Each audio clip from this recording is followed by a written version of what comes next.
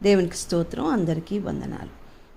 ఆదికాండం 9వ అధ్యాయం 1-7 వచనాల వరకు దేవుడు నోవహును అతని కుమారులను ఆశీర్వదించి, మీరు ఫలించి అభివృద్ధి పొంది భూమిని నింపుడి, మీరు ఫలించి అభివృద్ధి నొందుడి, మీరు భూమి మీద సమృద్ధిగా సంతానం కని విస్తరించుడని వారితో చెప్పాను.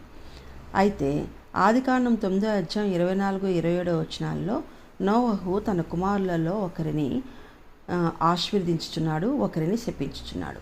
షేమును ఆశీర్వదించాడు, కనాను తండ్రి అయిన హామును శపించాడు. అంటే దేవుడు ఆశీర్వదించిన వారిని నోవహు శపించాడు.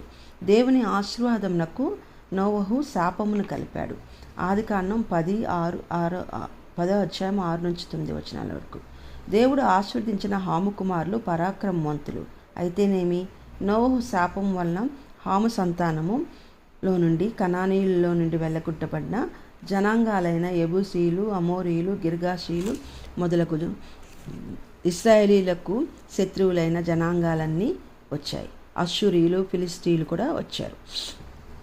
ఆశీర్వదించబడిన షేము కుమారులలో నుంచి ఆశీర్వదించబడిన అబ్రహాము వచ్చాడు.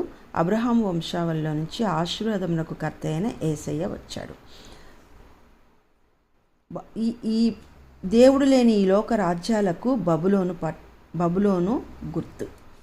దేవుడు నోవహును అతని కుమారులను ఆశీర్వదించినప్పటికీ నోవహు తాగి తనను తాను మర్చిపోయి తన నోటి నుంచి పలికిన శాపవచనం ఫలితమీ బబులోను ఇంత భయంకరమని. కాబట్టి జాగ్రత్త, నీ నోటిలోనే ఆశీర్వాదము శాపము ఉంటాయి. దేవుని ఆశీర్వాదమునకు నీ నోటి శాపములను కలుపుకొనవద్దు. ఆశీర్వాదమునకు శాపమునకు కారణం నీ నాలుకయే. పిల్లలను పెంచేప్పుడు తల్లిదండ్రులు బహుజాగ్రత్తగా ఉండాలి.